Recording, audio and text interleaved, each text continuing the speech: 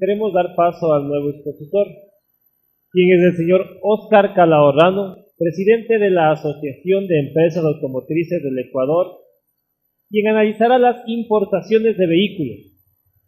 Abordaremos además la evolución y resoluciones que regula esta actividad. Los recibimos con un caluroso aplauso.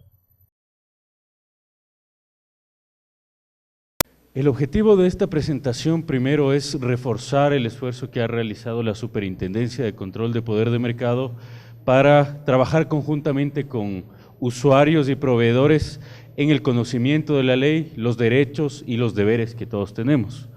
Es importante también destacar que el sector automotor y las empresas a quienes representamos estamos totalmente comprometidas con el cumplimiento de la ley, totalmente comprometidos con la libertad que tiene el usuario de elegir, con la libertad que tiene de acceder a información clara, precisa y oportuna.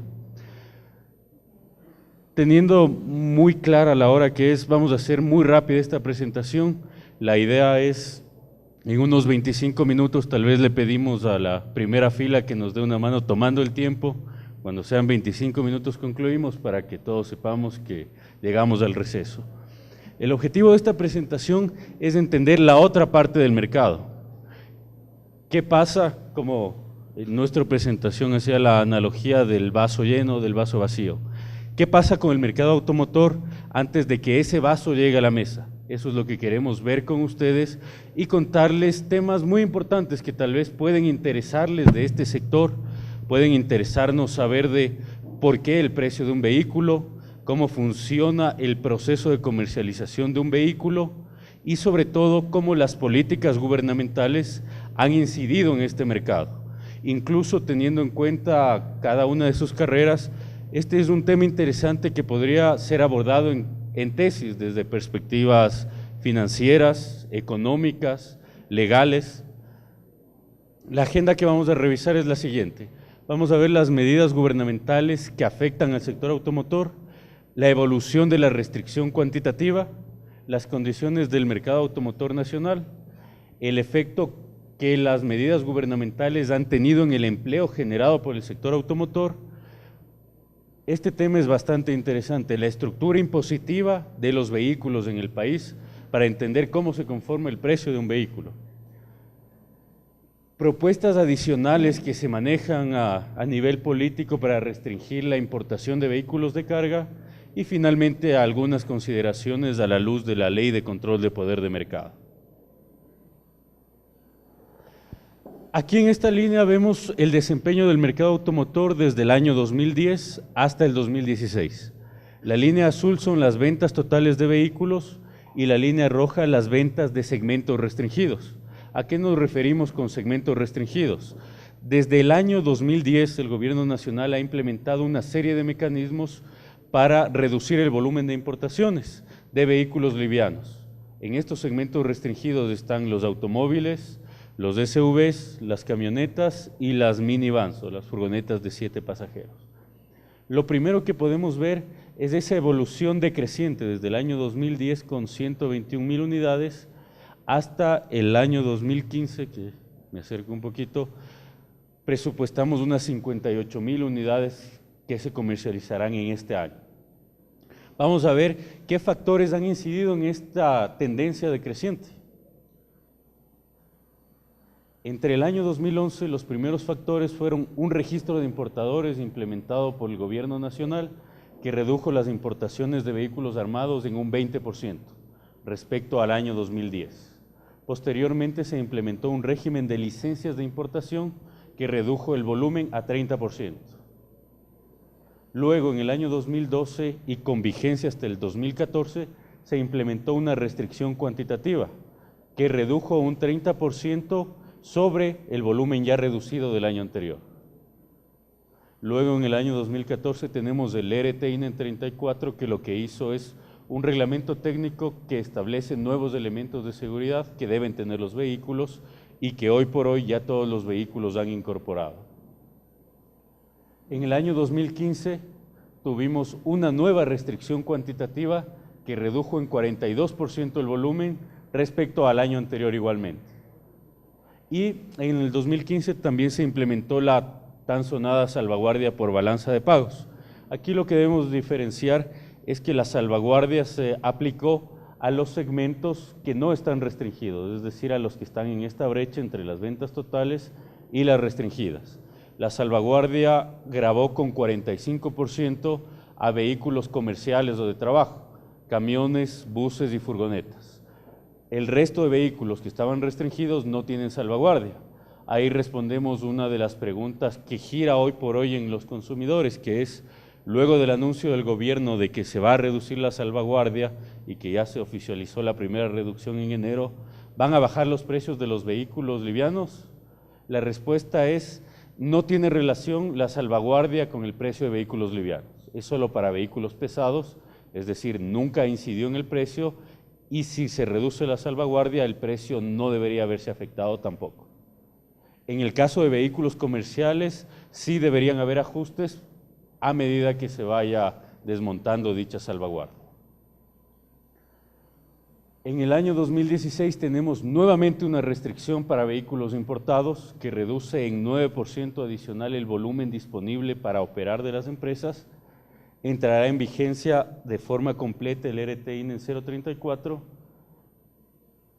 y tenemos un factor adicional que hoy se discute en la palestra política y económica, que es la posible implementación de un timbre cambiario.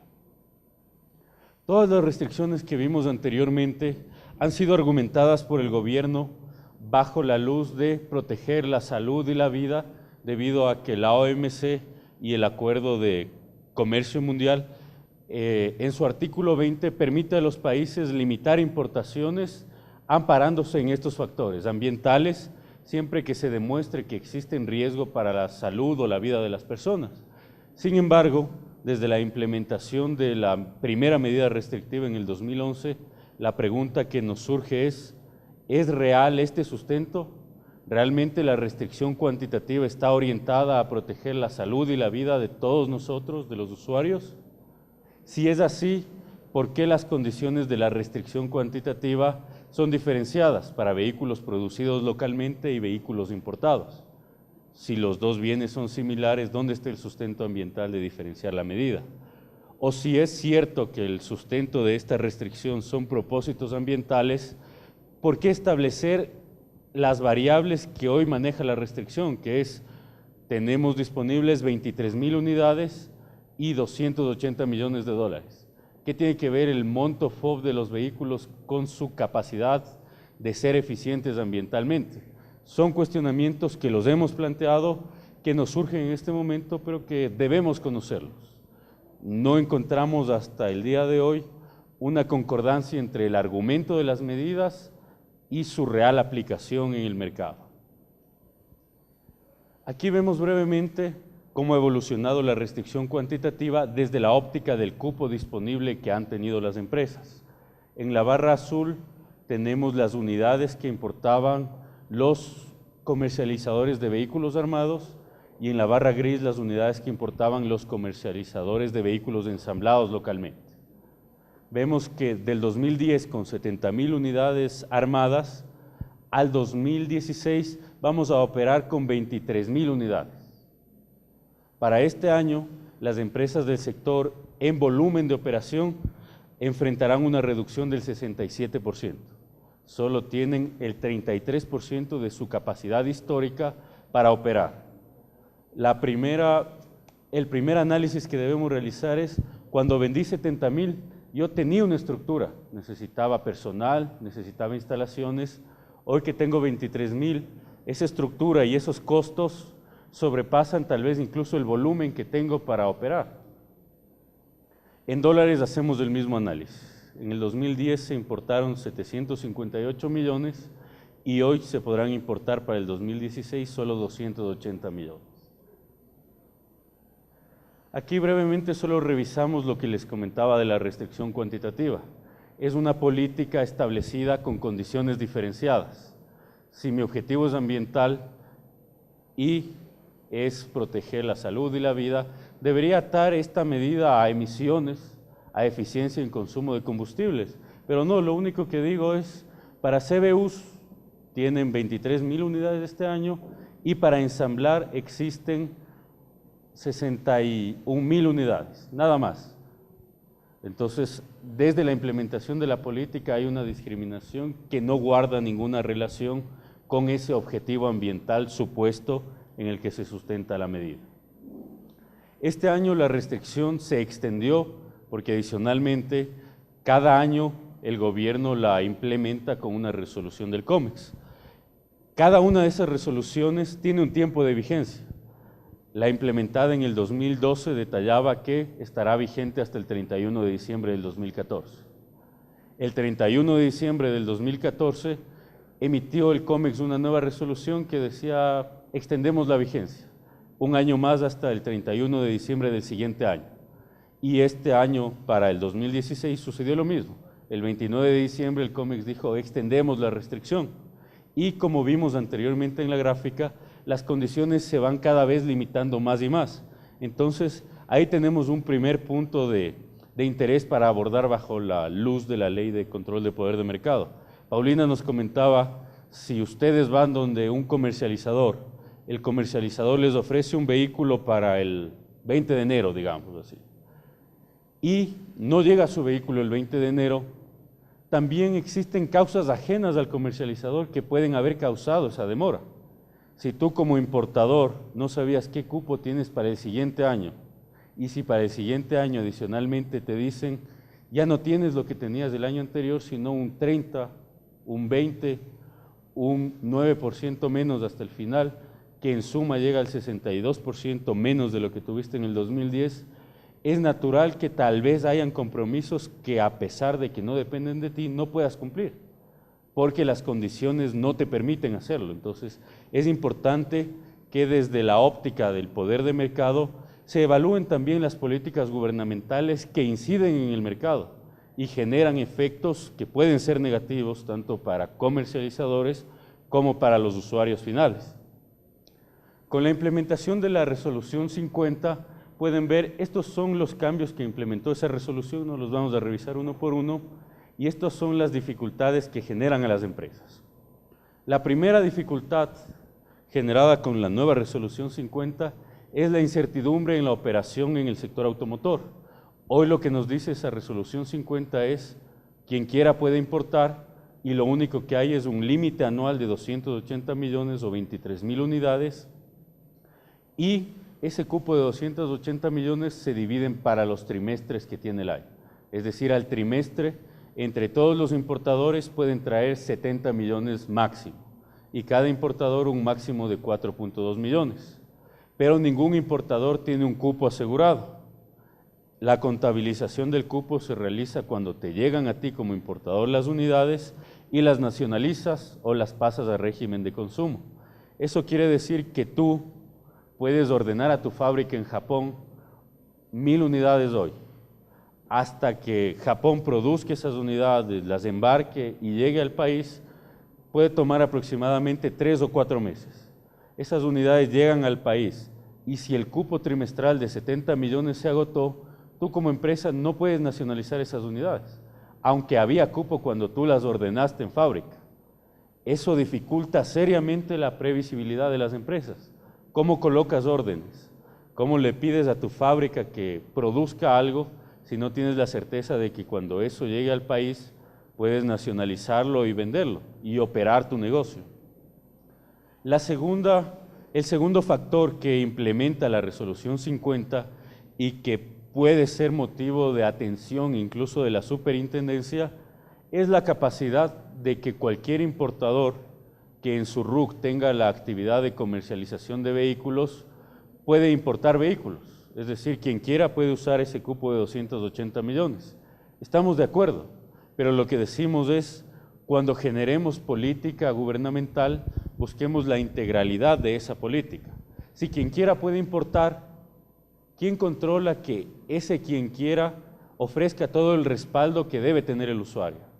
¿Quién controla que cumpla con provisión de repuestos? ¿Quién controla que cumpla con un servicio postventa? ¿Quién controla que él les ofrezca garantía a ustedes si ustedes compran uno de esos vehículos? Ahí también deberíamos articular gestión con las entidades de control. no solo enfocarnos en el comercializador y el usuario, sino en las condiciones que existen para esos comercializadores.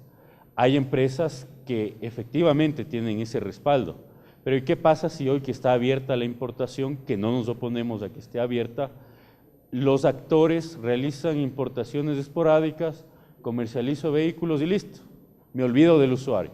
¿Quién protege a esos usuarios?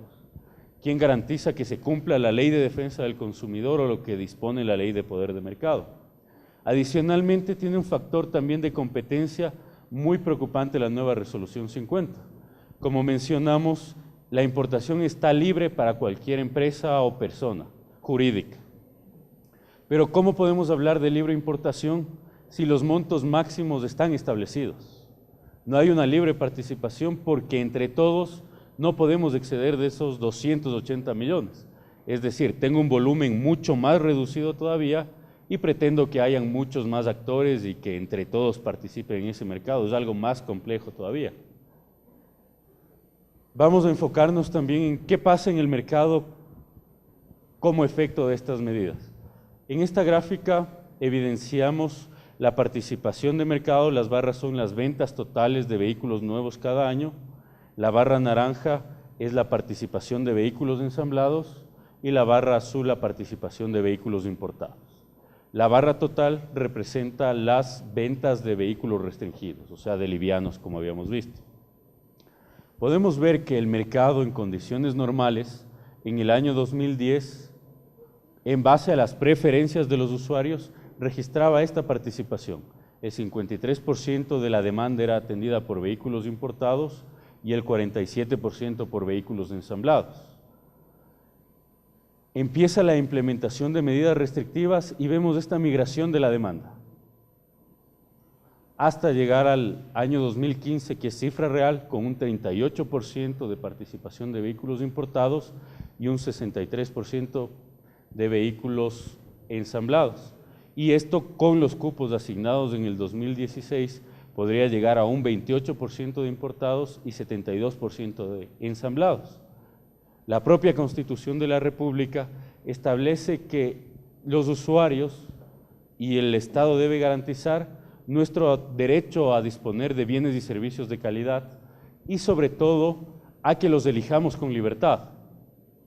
Lo que hoy vemos aquí es que posiblemente la implementación de las medidas y políticas gubernamentales lo que ha hecho es distorsionar la competencia y distorsionar la libertad de elección de los usuarios, porque hoy, al tener un volumen limitado y tú requerir como usuario un vehículo, no te queda más que optar por lo que haya. Pero vemos que el comportamiento del mercado restringido no es el mismo que se registró con el mercado en condiciones de libre competencia. Cuando la libre competencia estaba vigente, el 53% de los usuarios prefería un vehículo importado, por cualquier razón. Hoy, debido a la limitada oferta, solo el 28% de los usuarios puede acceder a ese vehículo importado. Y el resto no le queda más que optar por lo que haya. Entonces, ahí surge nuestra primera interrogante. Tal vez es materia también de análisis de la superintendencia este aspecto. Si tenemos el derecho a la libre elección, ¿estamos seguros de que la política gubernamental garantiza nuestro derecho a esa libre elección? ¿O ya está limitada y no es tan libre esa elección? En la misma gráfica que vimos de ventas de unidades, hemos también registrado brevemente, para que puedan conocerlo, el efecto que ha tenido en los empleos del sector estas políticas gubernamentales. Al año 2010, como empresas registradas en la Superintendencia de Compañías, las empresas del sector generaban 14.200 empleos directos y 13.933 indirectos. Luego, atada totalmente a la tendencia del mercado, esas plazas se han ido reduciendo hasta llegar al año 2015 con 11.000 empleos directos y 9.200 indirectos. Es decir, en el periodo 2010-2015 hay una reducción de 7.500 plazas de empleo, 20% en el caso de directos y 34% en el caso de indirectos. ¿Es un efecto adicional de las políticas tal vez? Sería un aspecto que debemos evaluar. pero directamente podría estar atado a lo que analizábamos. Cuando yo vendía 121,000 unidades, tengo esta estructura. Si vendo 62 o 67% menos, ya no puede ser la misma estructura, ya no es sustentable esa estructura. Este es un aspecto adicional que nos puede interesar también. A veces podemos tener la inquietud de por qué los vehículos tienen ese precio en el país. Y aquí lo que hemos hecho es comparar la estructura impositiva en 4 países de la región en los que se encuentra incluido el Ecuador, y vemos la carga impositiva total que tienen los vehículos en cada uno de estos países. En Ecuador, un vehículo tiene una carga de entre el 57 y el 92% de impuestos. En Colombia, esa carga oscila entre el 16 y el 70%. En Chile, entre el 19 y el 25%, y en Perú, entre el 18 y el 24%. Adicionalmente, comparamos el PIB per cápita de cada uno de estos países, y contradictoriamente tenemos la carga más alta y el PIB más bajo de la región. Entonces, también sería materia de análisis. Si buscamos la eficiencia de nuestros mercados, ¿es eficiente nuestro mercado automotor con esa carga impositiva? ¿Es fácil que un usuario acceda a un vehículo desde la óptica de que el vehículo no es un bien suntuario, es una solución de movilidad, es una alternativa si es que el transporte público no es eficiente?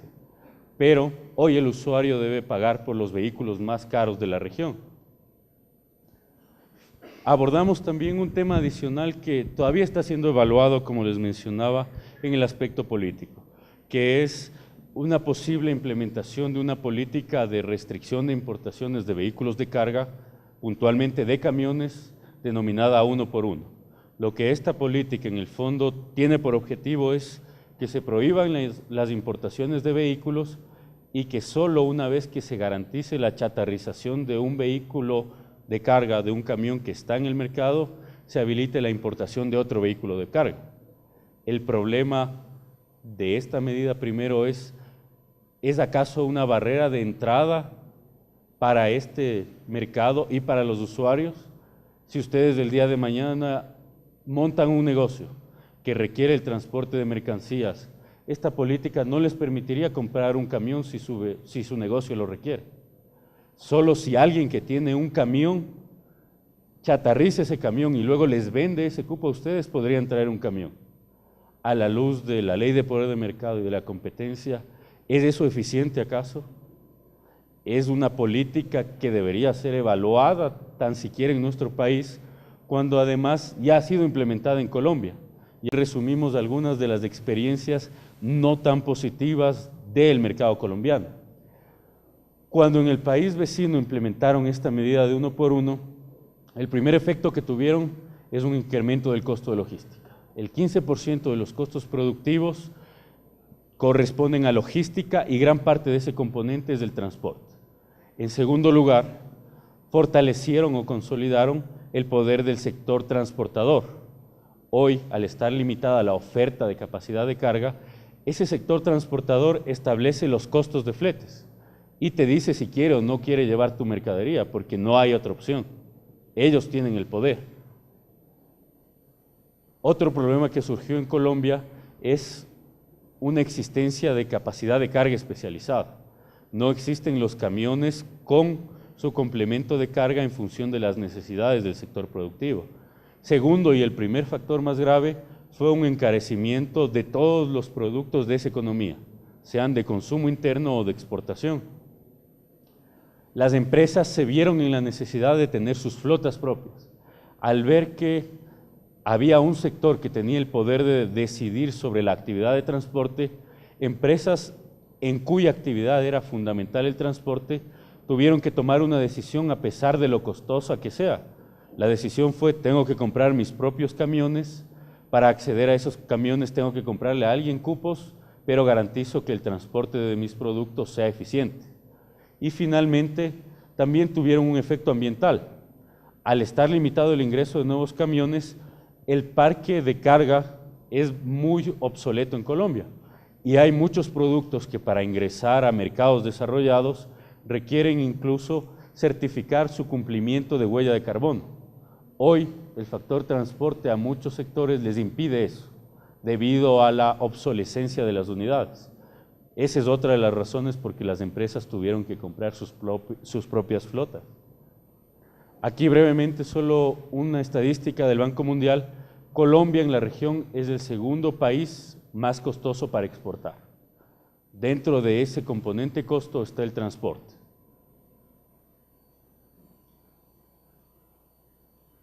Aquí vemos brevemente las experiencias adicionales asociadas a haber implementado una política que le dio el control total de la oferta de capacidad de carga a un sector.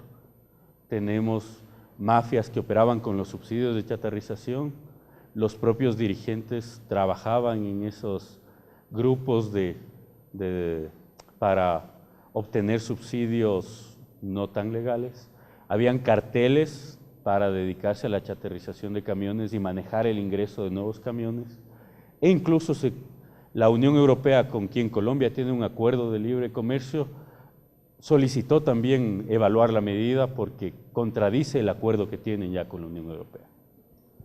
Vamos finalmente a abordar algunas consideraciones a la luz del trabajo que podemos realizar de forma conjunta con la superintendencia. Es la evolución del mercado, todas las medidas que se han implementado y que podrían estar asociadas a la reducción y a las condiciones actuales del mercado. La primera pregunta que nos surge es, como lo establece la Constitución, el Estado debe velar por un comercio justo, eliminar las distorsiones de la intermediación,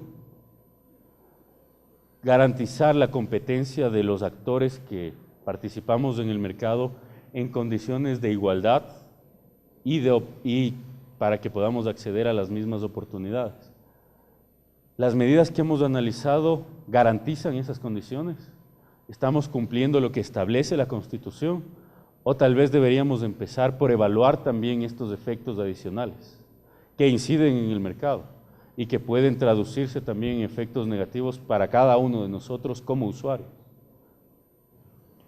Aquí analizamos también las atribuciones de la superintendencia. Tiene la capacidad de opinar en materia de competencia respecto de leyes, reglamentos, circulares y actos administrativos. ¿Existe tal vez alguna opinión respecto a todo lo que ha pasado con el mercado desde la óptica de la oferta, que se traduce en la capacidad que tiene el usuario de elegir? ¿Se ha analizado si las medidas gubernamentales han afectado esa capacidad de los usuarios? Si hoy por hoy nuestra libertad de optar por una u otra opción se ha visto afectada debido a esas medidas gubernamentales. Tiene también la capacidad de proponer la remoción de barreras normativas o de hecho de entrada a mercado. Si el primer paso es de evaluación, creo que todavía no hemos llegado al nivel en que la superintendencia, en ejercicio de sus facultades, pueda proponer que se evalúen o, de ser el caso, se remuevan este tipo de medidas restrictivas, y también promover la eliminación de barreras a la libre concurrencia al mercado. Nuevamente, vamos a la realidad de cupos. Se afecta también la libre concurrencia al mercado. Los cupos, por ejemplo, para ensamblar vehículos, están asignados a 4 empresas, en dólares y en unidades. Si el día de mañana ustedes deciden ensamblar vehículos porque es un negocio viable en el país, no pueden acceder a ese negocio, porque la medida restrictiva establece que solo 4 empresas son las habilitadas a importar CKDs para ensamblar vehículos. ¿Cómo está garantizada esa libre concurrencia de todos los actores del mercado? Creemos que estas son oportunidades de trabajo conjunto entre la superintendencia, el sector automotor y cada uno de ustedes, de los usuarios. Creemos que es un ámbito de trabajo macro que podría estar incluso más allá de un manual que regule nuestra relación comercial, porque la ley es muy clara en lo que establece. La ley ha definido preceptos y llevarlos a un manual que regule nuestras relaciones tal vez pasa por alto todavía estos problemas de fondo. Tal vez primero debemos trabajar en que el mercado ofrezca las condiciones óptimas de funcionamiento y, de ser necesario, también trabajar en ese manual. pero nuestra invitación y nuestro llamado también a ustedes como usuarios es evaluar si realmente nuestros derechos están garantizados, si tenemos esa libertad de elección, esa libertad de interactuar en las mismas condiciones en el mercado y si las políticas han afectado nuestra capacidad de elegir. Muchas gracias y ahora si tenemos inquietudes, bienvenidos.